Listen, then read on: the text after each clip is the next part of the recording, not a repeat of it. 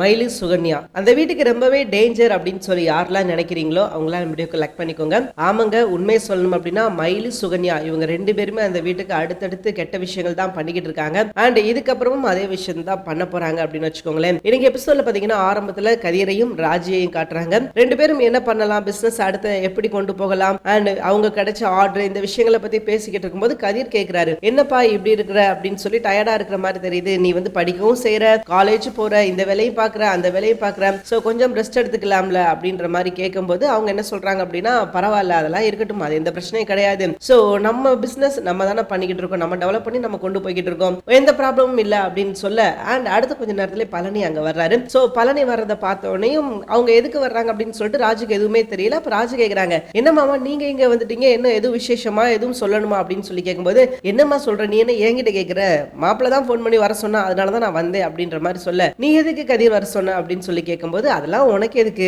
நீ அமைதியாயிரு, நம்ம கொஞ்சம் வெளியே போக வேண்டியது இருக்குது அப்படின்ற மாதிரி இவர் சொல்றாரு. அப்போ இவங்க கேக்குறாங்க, எதுக்கு மாமா இவன் சொன்னான்னு வந்தீங்க அப்படின்னு சொல்லி கேட்கும்போது, எப்பா இங்க பாருப்பா அவன் தான் சொல்றான்ல எங்கேயோ வெளியே கூட்டு போறேன்னு சொல்றான், சோ நீ போயிட்டு வர வேண்டியதானே அப்படின்ற மாதிரி சொல்ல, உடனே கதிர் இருந்துகிட்டு பார் பெரிய மனசை சொன்னா கேட்கணும் அப்படின்னு சொல்லிட்டு ரெண்டு பேரும் வெளியே ரொம்ப ஜாலியா கிளம்பிடுறாங்க. அப்ப பாத்தீங்கன்னா ராஜகிட்ட பெருசா இந்த ட்ரெஸ்ஸும் இல்ல அப்படின்றத கதிர் கவனிக்கிறாரு. போட்ட ட்ரெஸ்ஸையே ரிப்பீட்டடா போட்டுக்கிட்டு இருக்காங்க அப்படின்றதுனால அவங்கள ஒரு ஜவுளி கடை கூட்டு போய் இங்க உனக்கு என்ன வேணுமோ எடுத்துக்கோ அப்படின்னு சொல்லிட்டு அந்த கடையை காமிச்சு என்னென்ன வேணுமோ எடுக்கிறாங்க. சோ ரெண்டு பேரும் பாத்தீங்கன்னா பயங்கரமா பர்ச்சேஸ் பண்ணிட்டாங்க. அதுக்கப்புறம் ஹோட்டலுக்கு போய் சாப்பிடுறாங்க. சாப்பிடும்போது தான் கதிர் வந்து அவங்க அம்மாவுக்கு போன் பண்ணி, அதாவது நம்ம கோமதிக்கு போன் பண்ணி என்ன சொல்றாங்க அப்படின்னா, நாங்க எங்களுக்கு வந்து சாப்பாடு செய்ய வேணாமா, நாங்க இந்த மாதிரி வெளியே சாப்பிட்டுட்டு வந்துட்டோம் அப்படின்ற மாதிரி சொல்ல, சுகன்யா மயிலு இவங்க ரெண்டு பேரும் அடுத்து கூட்டு சதி சேர ஆரம்பிச்சிட்டாங்க அப்படின்னு சொல்லலாம். அப்ப சுகன்யா கேக்குறாங்க, இவங்களுக்கு எல்லாம் வந்து நல்ல குடுப்பனை இருக்குது, அதனால இவங்க சந்தோஷமா இருக்காங்க அப்படின்னு சொல்லும் போது அப்படியே ரெண்டு பேரும் பாத்தீங்கன்னா போட்டு வாங்குறாங்க. மயில் என்ன சொல்றாங்க அப்படின்னா, கண்டிப்பா அப்படிதான் செஞ்சுக்கிட்டு இருக்காங்க இவங்க ரெண்டு பேரும், அதே மாதிரிதான் அங்கிட்டு அவங்க ரெண்டு பேரும், மீனா செந்தில் அவங்க ரெண்டு பேரும் அப்படிதான், இங்கிட்டு இவங்க ரெண்டு பேரும் அப்படிதான், என்னோட கணவர் தான் இப்படி அப்படின்ற மாதிரி சொல்லும்போது,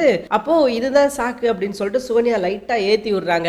என்னங்க சொல்றீங்க, உங்க ஹஸ்பண்ட் உங்களை எங்கேயும் கூட்டு போலையா அப்படின்ற மாதிரி சொல்லும்போது அந்த டாக் வருது. அண்ட் சுகன்யா நம்ம தங்கமயில வச்சு அடுத்து குளிர் காய போறாங்க. அண்ட் தங்கமயில வச்சு இந்த வீட்டுக்குள்ள பிரச்சனையை உருவாக்க போறாங்க. ஏன்னா சுகன்யா வந்து ரொம்ப தெளிவா இருக்காங்க, பழனியை இந்த வீட்டை விட்டு எப்படியாவது கூட்டு போயிடணும், கூட்டு போனாதான் அவர் தனியா ஒரு ஓனரா கம்பீரமா நிப்பாரு, இல்ல அப்படின்னா 5க்கும் 10க்கும் இவங்கிட்ட பேச்சு வாங்க வேண்டியதா இருக்கும் அப்படின்னு சொல்லிட்டு. ஏன்னா பாண்டியன் பாத்தீங்கன்னா அப்படிதான் யோசிக்காம பேசுறாரு. கடைசியில பாத்தீங்கன்னா பழனியை சொல்லிட்டாரு, நீ தான் இந்த பணத்தை எடுத்த, நீ தான் எடுத்திருப்ப, அவங்க எல்லாம் எடுத்திருக்கிற வாய்ப்பே இல்ல அப்படின்ற மாதிரி சொல்லிட்டாரு. இதுல பழனி வந்து அந்த வீட்டை விட்டு போயிருந்திருக்கணும், ஒரு நல்ல மனுஷனா தன்னோட தன்மானத்தை பார்த்திருக்கணும். ஏன்னா அவர் எந்த தப்பும் செய்யாதப்ப அவர் வந்து அவர்கிட்ட பேச்சு வாங்கணும் அப்படின்ற அவசியம் கிடையாது. அவர் இவ்வளவு தூரம் பொறுமையா இருக்காரு அப்படின்னா, ஏன்னா அவரே வாய் விட்டு சொல்றாரு, நான் எடுக்கல, நான் எந்த தப்பும் பண்ணல அப்படின்னு சொல்றாரு. ஆனா பாண்டியன் எதையுமே கேட்காம வாய்க்கு வந்தபடி அவர் திட்டதான் செய்யறாரு. சோ இது எல்லாத்துக்கும் ஒரு முடிவு வரணும் அப்படின்னா பழனி மேல ஏதாவது ஒரு பழி விழுந்து சுகன்யா வந்து பழனியை தனியா கூட்டிட்டு போகணும் அப்படின்னு சொல்லி அவங்க பிளான் பண்றாங்க.